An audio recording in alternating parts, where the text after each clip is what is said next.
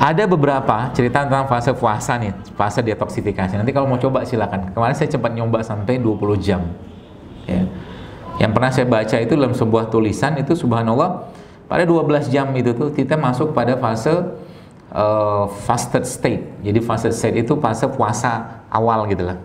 Nah 16 jam itu kita mulai masuk ke fat burning zone. Ya. Fat burning zone itu saat itu hormon atau HGH, human growth hormone kita mulai naik tuh. Ya. Jadi saat itu kalau teman-teman mau olahraga paling bagus tuh. Jadi nanti kalau Anda yang mau olahraga waktu bulan Ramadan atau bulan lagi puasa, itu olahragalah menjelang-jelang berbuka. Itu saat yang paling baik untuk memunculkan growth hormonnya. Ya. Exercise yang dilakukan saat puasa itu sangat baik.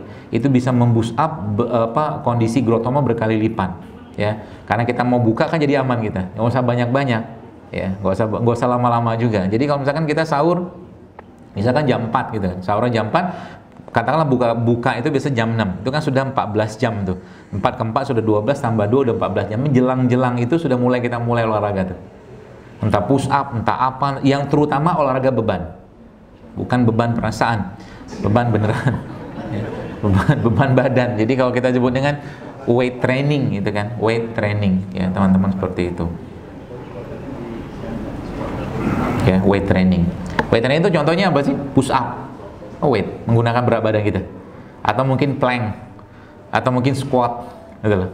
Itu olahraga sederhana yang teman-teman bisa download itu di Apple Store atau Play Store gitu, banyak itu 7-minute workout, itu akan membentuk massa otot. Jadi olahraga saat puasa itu luar biasa. Kemudian masuk ke 18 jam.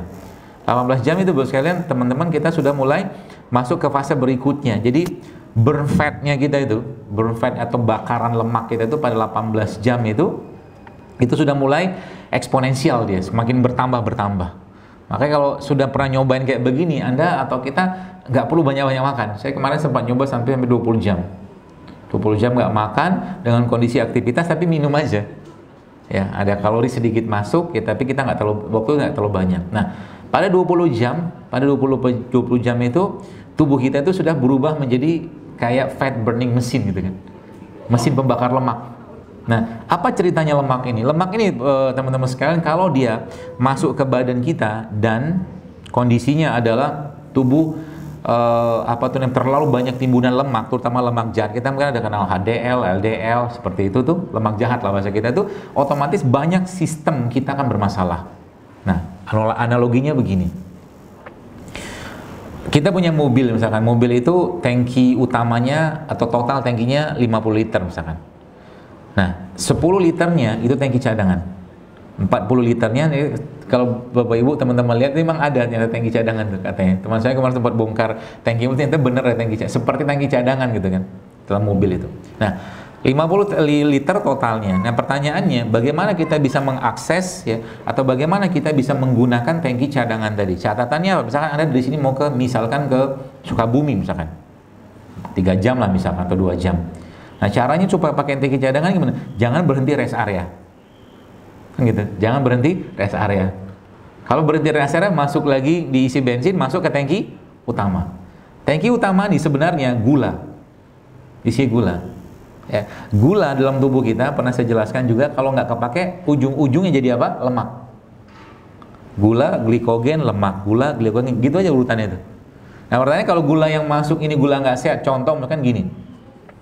Kalau kita minum ya, misalkan satu hari ada orang minum katakanlah 5 kali lah sehari itu dia makan gula pasir misalkan.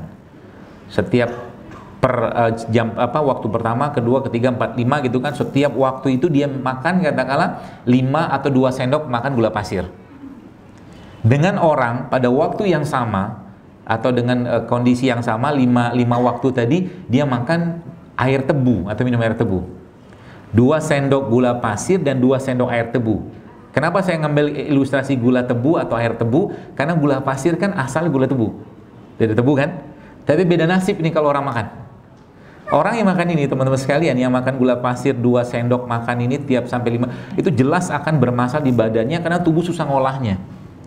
Kenapa? Karena isinya gula tok. Sedangkan air tebu itu kan bukan hanya gula isinya, Kalau dia masih senyawa kompleks, kalau dia masih utuh di awal, dia akan aman badan kita.